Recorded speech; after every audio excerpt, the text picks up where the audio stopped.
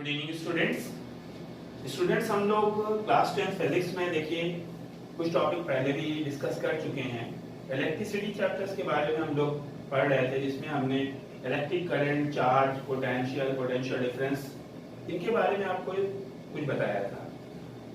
2 lectures आ चुके हैं जिसमें आपने स्टडी भी करी है उसके बारे में और आप अच्छे से सीख भी रहे हैं। अब मैं उनके ऊपर कुछ न्यूमेरिकल करा रहा हूँ आपको, आज आप उसको सीखेंगे। पहले मैं एक बार आपको फार्मूला बता देता हूँ। अगर हम चार्ज निकालना चाहते हैं तो चार्ज का फार्मूला है Q is equals to N into E, यहाँ पे N नंबर ऑफ इलेक्ट्रॉन्स हैं और E जो है इलेक्ट्रॉन पे चार्ज है। और अगर आप करंट का कैलकुलेशन करना चाहते हैं तो आप यूज कर सकते हैं I is equals to Q upon T। Means जितना चार्ज आपको दिया जाएगा और कितने टाइम में वो फ्लो कर रहा है किसी एक पर्टिकुलर पॉइंट से, उस पॉइंट पे हम उससे कितना करंट फ्लो करेगा तो उसको हम इस फार्मूले से कैलकुलेट करेंगे। फिर हमने आपको फार्मूला बताया था पोटेंशियल कैलकुलेट करने के लिए, V is equals to W by Q। Means work done for bringing a unit positive charge from infinite to any electric field that will be called potential। और उसके बाद हमने आपको पोटेंशियल डिफरेंस का भी फार्मूला बताया था। अगर किसी एक पॉइंट से किसी दूसरे पॉइंट की तरफ चार्ज ले जाया जा रहा है और उसको ले जाने के लिए जितना वर्क करना पड़ रहा है तो उसे हम बोलते थे पोटेंशियल डिफरेंस। पोटेंशियल डिफरेंस और पोटेंशियल दोनों का फार्मूला सेम होता है, दोनों ही V से इंडिकेट किए जाते हैं और उसको हम W अपॉन Q से रिप्रेजेंट करते हैं। अब हम आपको क्वेश्चन न्यूमेरिकल कराने जा रहे हैं कुछ। जैसे क्वेश्चन नंबर 1 है 50 joule work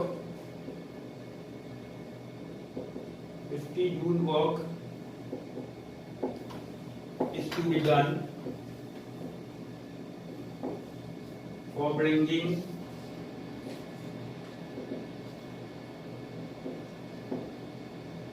4 coulomb charge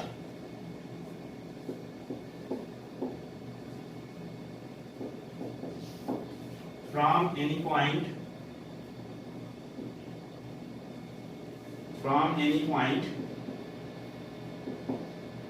to electric field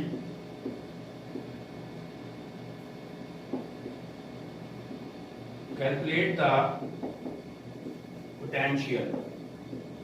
potential हमको कैलकुलेट करना है स्टूडेंट्स। ये क्वेश्चन है आपका, तो हम स्टूडेंट यहाँ पे क्या करेंगे, हमें मालूम है कि कितना जूल वर्क करना पड़ रहा है, 50 जूल वर्क करना पड़ रहा है। हमारा फार्मूला क्या है, V is equals to W upon Q।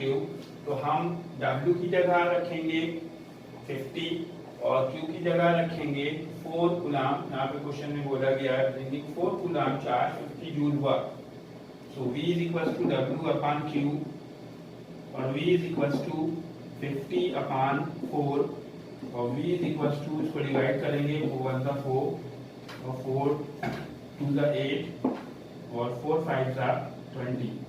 This will be the potential 12.5 volt।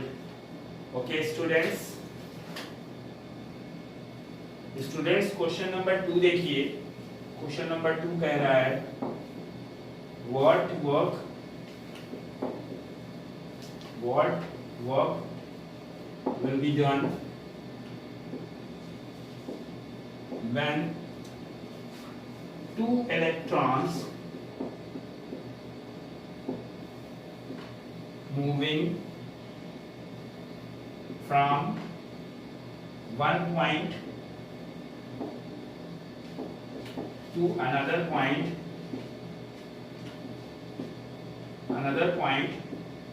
having potential difference 20 volt.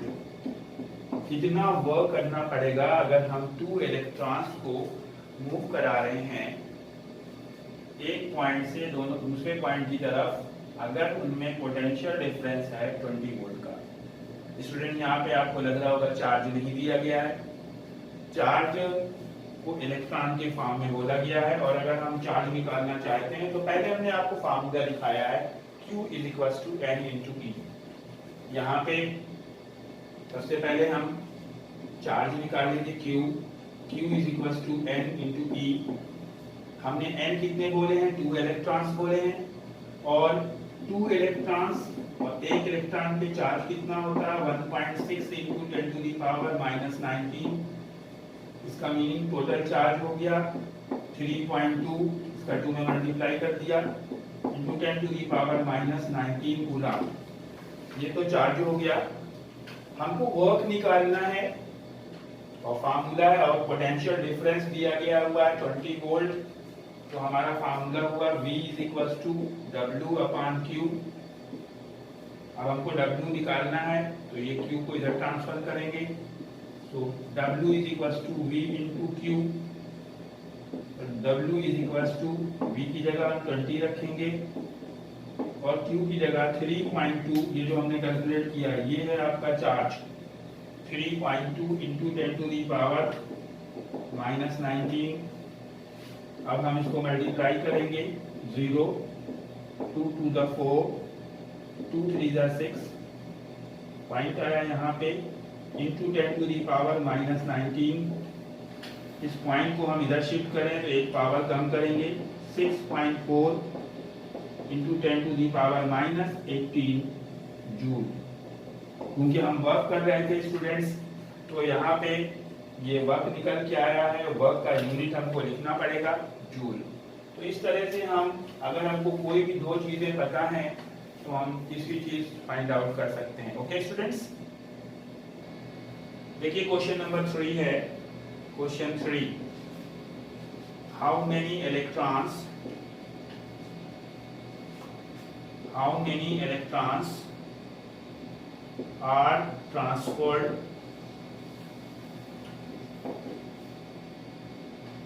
between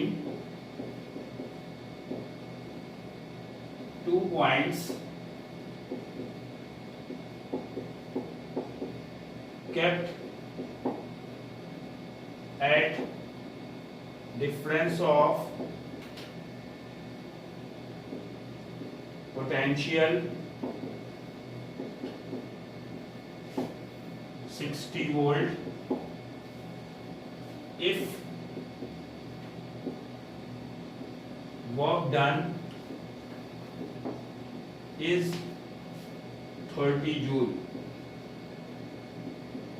if work done is 30 joule, बोल रहे हैं कोई दो पॉइंट हैं, मैं फिगर बना के इंडिकेट करता हूँ। ये कोई दो पॉइंट हैं, इन दोनों के बीच में इलेक्ट्रॉन फ्लो कर रहे हैं, और इन दोनों का पोटेंशियल डिफरेंस दिया गया हुआ है आपको। कितना दिया गया है स्टूडेंट, 60 वोल्ट। 60 वोल्ट यानी ये V की वैल्यू दी गई है 60 वोल्ट,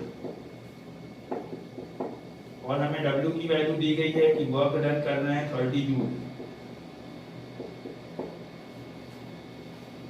हम पोटेंशियल डिफरेंस का फार्मूला लगा के V = W अपान Q से Q निकाल सकते हैं।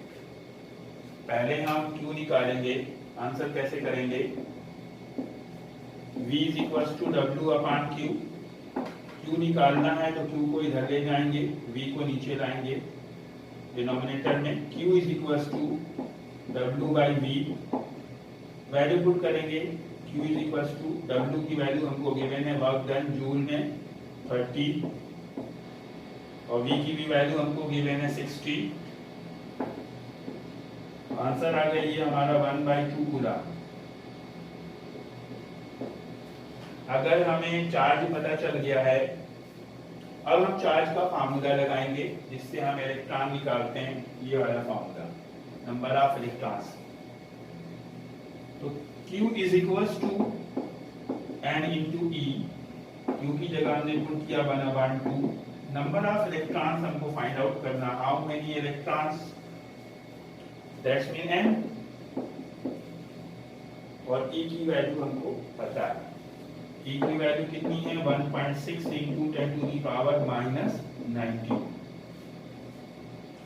स्टूडेंट ये नंबर भी डिनोमिनेटर में जाएगा, इधर डिवाइड में, क्योंकि यहाँ पे मल्टीप्लाई में है। तो N = 1/2 × 1.6 × 10⁻⁻19। अब इसको सॉल्व कैसे करेंगे, ये पॉइंट हटाएंगे, एक 0 बनाएंगे, और ये पावर को ऊपर ले जाएंगे। ये माइनस में पावर है डिनोमिनेटर पे, ऊपर जाएगी न्यूमरेटर पे, पावर चेंज हो जाएगा साइन। तो n इज इक्वल्स टू 10 पहले से था n टू दी पावर 19 और आ गया अपान में 2 अपान में 16, 2 बाई 10। अब हम 16 से डिवाइड कर देंगे इसे, तो ये आ गया 0.3 और बचा 2 1 और इंटू 10 टू दी पावर 19। इस पॉइंट को उधर शिफ्ट करेंगे तो एक पावर कम होगी, 3.1 into 10 to the power 18 electrons. अगर कोई दो पॉइंट हैं जिनके बीच का पोटेंशियल 60 वोल्ट है और उसमें इलेक्ट्रॉन्स मूव कर रहे हैं और मूव करने में उनको वर्क करना पड़ रहा है 30 जूल का, उसका मीनिंग उसमें से कितने इलेक्ट्रॉन मूव करेंगे, 3.1 into 10 to the power 18 electrons एक पॉइंट से दूसरे पॉइंट की तरफ मूव कर रहे हैं। ओके स्टूडेंट्स हम लोगों ने देखिए कुछ न्यूमेरिकल भी कर लिए। अब जब हम किसी भी एप्लायंस में या सप्लाई में इलेक्ट्रिक करंट फ्लो कराते हैं तो उसमें बहुत सारे एप्लायंसेस लगे हो सकते हैं, बहुत सारी डिवाइसेस यूज करी जा सकती हैं। अगर आप क्वेश्चन को सॉल्व कर रहे हैं, उन डिवाइसेस के डायग्राम बनाने बैठ जाएं तो आपको बहुत टाइम लग जाएगा। जैसे केमिस्ट्री में कोई केमिकल है, उसका कुछ नेम है, तो उसका एक सिंबल दे दिया गया जिससे कि उसके बहुत बड़े नेम को शॉर्ट में लिखा जा सके। जैसे हीमोग्लोबिन है, हीमोग्लोबिन नेम है, उसका फार्मूला होगा बहुत बड़ा, तो हीमोग्लोबिन का एक कोई फार्मूला बना दिया गया जिसको आप आसानी से छोटा करके पढ़ सकते हैं। या सल्फ्यूरिक एसिड है, इतना लंबा लिखना पड़ेगा, आपके लिए फार्मूला बना दिया गया H2SO4, जिससे कि आप उसे आसानी के साथ पढ़ सकें और स्टडी कर सकें। उसी तरह से जब हम इलेक्ट्रिकल सर्किट्स के बारे में स्टडी करते हैं तो बहुत सारी चीज़ों का यूज उसमें किया जाता है और तब सर्किट कंप्लीट हो पाता है। जैसे घर में आपने देखा होगा फैन चलाना है तो स्विच दबाना है, स्विच होगा, स्विच के ऊपर वायर निकल रहे होंगे, वायर जाएंगे फैन पे, फिर वो स्टार्ट होगा। इसी तरह से स्विच तक लाइट कैसे आई है, बोर्ड पे फ्यूज लगा हुआ है, आप फ्यूज बनाएं, स्विच बनाएं, फैन बनाएं, तब हम क्वेश्चन सॉल्व करें तो इन सब के सिंबल्स हैं। तो हम वो आपको सिंबल्स बताने जा रहे हैं और वो आपको जरूर नोट करनी है। देखिए अगर कहीं भी हम कोई लाइन ऐसे बनाते हैं, ये वायर का इंडिकेशन है कि ये वायर है, कंडक्टर है कोई, इसमें करंट फ्लो करेगा। मींस जब तक ये कनेक्ट है या तब तक तो चल रहा है करंट, ये अगर डिस्कनेक्ट है तो करंट फ्लो नहीं करेगा। जैसे हम आपको बता रहे हैं ये दो पॉइंट हैं जहाँ से इलेक्ट्रिक सप्लाई है, आपने वायर लिया, ये करके यूं ले गए, कहीं भी ले गए आप, और उसके बाद आपने ये जोड़ दिया, तो इसमें इलेक्ट्रिक करंट फ्लो करेगा। आप देखते हैं कभी कभी आप स्विच ऑन करते हैं, प्लग लगाते हैं, लेकिन आपका एप्लायंस नहीं चलता, फिर आप सोचते हैं क्या हुआ, फिर आप दूसरा एप्लायंस लगा के रोड पे देखते हैं चल रहा है, फिर आप सोचते हैं कि ये खराब हो सकता है। उसके पहले आपको निकाल करके वायर को चेक करना चाहिए। अगर कहीं से वायर डिस्कनेक्ट है, सपोज कीजिए टूट गया है, यहाँ से इतना सा भी अलग है, कनेक्ट नहीं है, तो उसमें इलेक्ट्रिक सप्लाई नहीं होगी, इलेक्ट्रिक करंट फ्लो नहीं करेगा। तो वायर का यूज किया जाता है और उसको हम लोग नॉर्मली एक सिंगल लाइन से इंडिकेट करते हैं। अब देखिए दूसरा सिंबल है जो हम आपको बताने जा रहे हैं। जनरली हम लोग टॉर्च में, ट्रांजिस्टर में, क्लॉक में सेल का यूज करते हैं। कभी कभी हम लोग एक सेल लगाते हैं किसी किसी चीज में, किसी में दो सेल का यूज किया जाता है। सेल जो कि हमें डायरेक्ट करंट प्रोवाइड करता है, केमिकल एनर्जी को इलेक्ट्रिकल एनर्जी में चेंज करता है। तो हम सेल का सिंबल कैसे बनाते हैं, एक बड़ी लाइन बनाते हैं स्ट्रेट, उसी के पैरेलल एक छोटी लाइन बनाते हैं। बड़ी वाली लाइन को प्लस बोला जाता है, छोटी वाली लाइन को माइनस बोला जाता है। ये अगर नहीं भी लिखा है बड़ी वाली पे प्लस, तो ऑटोमेटिकली आपको पॉजिटिव यानी एनोड मान लेना है सेल में, और बड़ी वाली प्लेट से ही करंट चलेगी और छोटी वाली पे रिटर्न होके आएगी। इसको हम बोलते हैं सेल। ये एक सेल है। जब एक बड़ी प्लेट और एक छोटी प्लेट लगाएंगे तो उसे हम सेल का रिप्रेजेंटेशन करेंगे। फिर अब आप देखिए, घर में आप, या भी मैंने बात करी कि किसी डिवाइसेस में आप एक सेल का यूज करते हैं, किसी में दो या ज्यादा भी करते हैं। टार्च में आप दो या दो से ज्यादा सेल्स यूज करते हैं।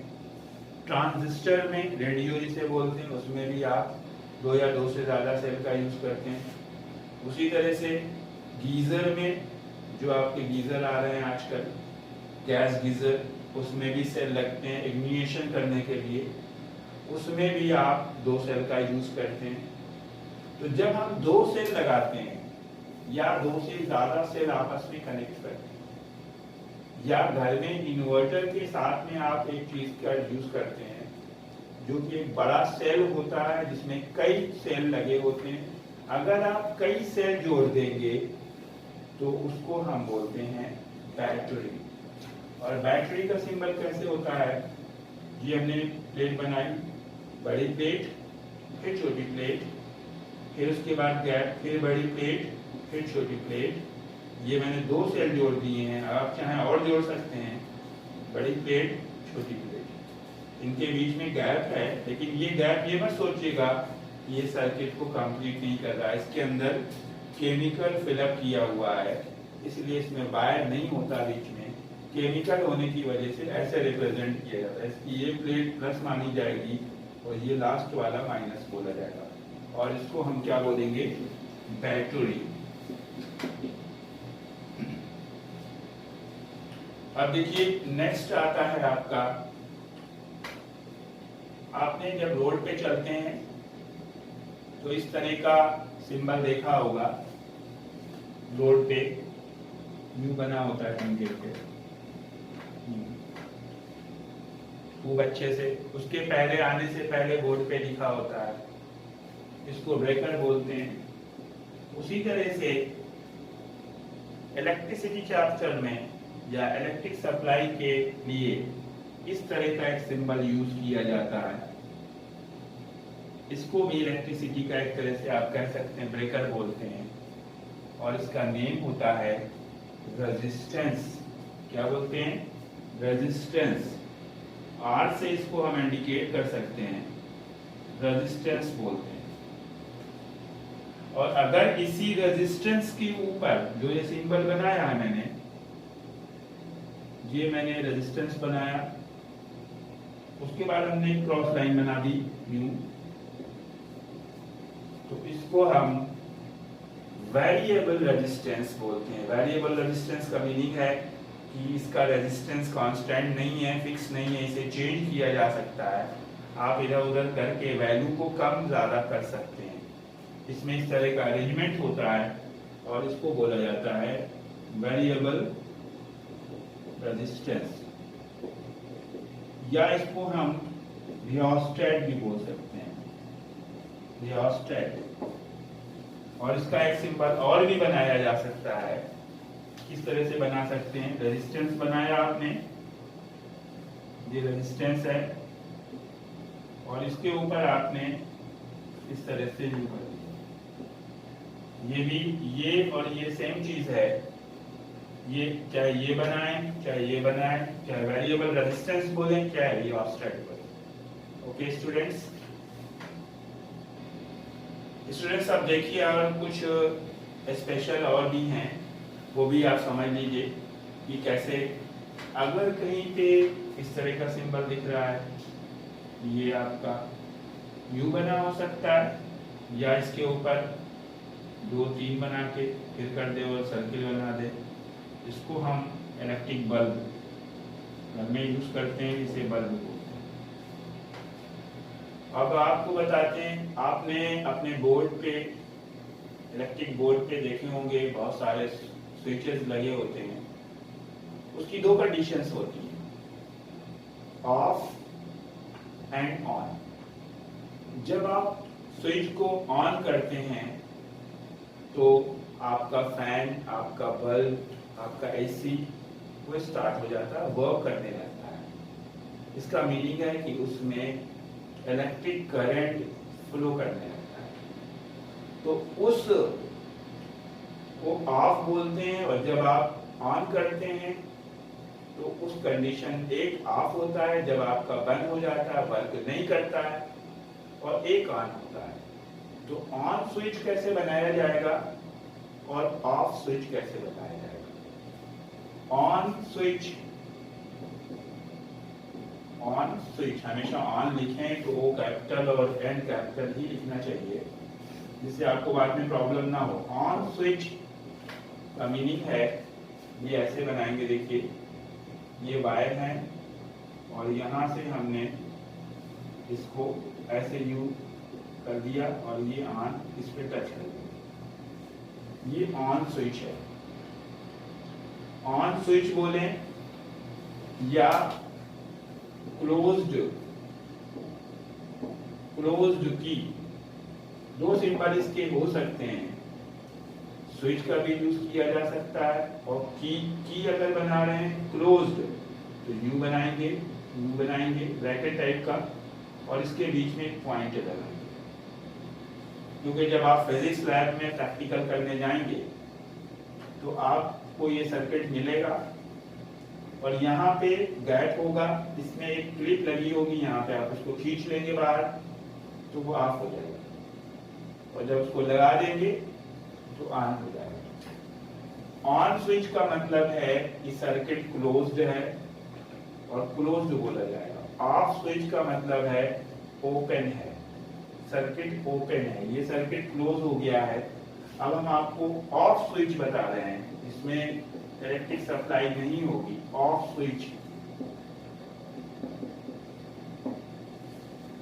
तो ये हमने बनाया, देखिए ये वायर है, ये अभी डिस्कनेक्ट, स्विच ऊपर है, इसको टच नहीं करेगा।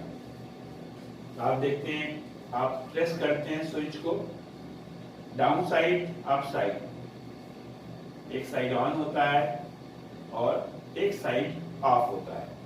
लेकिन आप ज्यादातर देखते होंगे कि डाउन साइड जब प्रेस करते हैं तो ऑन हो जाता है, और अप साइड जब प्रेस करते हैं तो ऑफ हो जाता है। अब हम ऑफ स्विच को ओपन की भी कह सकते हैं, ओपन स्विच भी कह सकते हैं। उसका डायग्राम कैसे बनेगा, ये बनाया वायर, ये एक ब्रैकेट, ये दूसरा ब्रैकेट, लेकिन इसके अंदर डॉट नहीं लगा रहा। ये है आपका, ये आपका क्या है, ये ओपन की है, इसमें टाइम सप्लाई नहीं होगी, चाहे ये बनाए या ये बनाए, दोनों करेक्ट है। अब स्टूडेंट्स, आपका नेक्स्ट है एप्लियंस, जिसे हम बोलते हैं एमीटर, और वो सिंबॉलिक इस तरह से लिखा होगा और बीच में ए लिखा होगा, एमीटर। ये इलेक्ट्रिक करंट को इंडिकेट करेगा, इसकी पूरी डिटेल अगले वीडियो में आएगी, आप उसमें देखेंगे। फिर देखिए नेक्स्ट होता है वोल्टमीटर, इस तरह से रिप्रेजेंट किया जाता है वोल्टमीटर। और तीसरा है आपका, जिसमें जी लिखा होता है, गैल्वेनोमीटर, गैल्वेनोमीटर। ये कुछ इंपॉर्टेंट सिंबल्स थे जो मैंने बताए।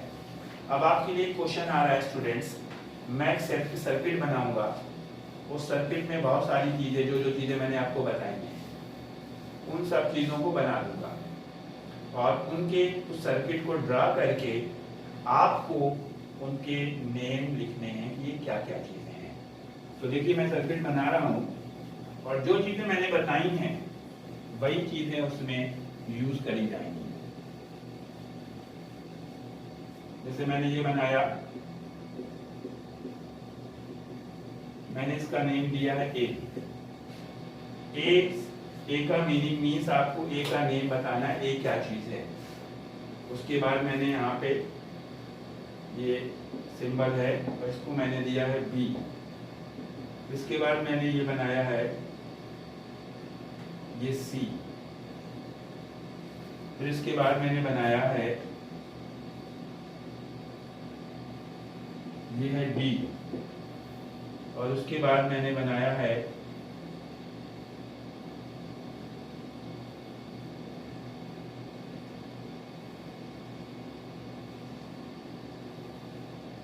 ये है ई।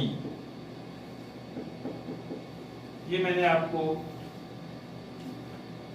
ए बी सी डी और ई, ये इनके आपको नेम लिखने हैं सर्किट बना करके। और साथ साथ आपको ये भी बताना है कि इस सर्किट में इलेक्ट्रिक करंट फ्लो करेगी या नहीं करेगी। आज के लिए इतना सफिशिएंट है। इनके आंसर्स हमें जल्दी से जल्दी कमेंट सेक्शन में देंगे या व्हाट्सएप करेंगे। Thank you, good bye.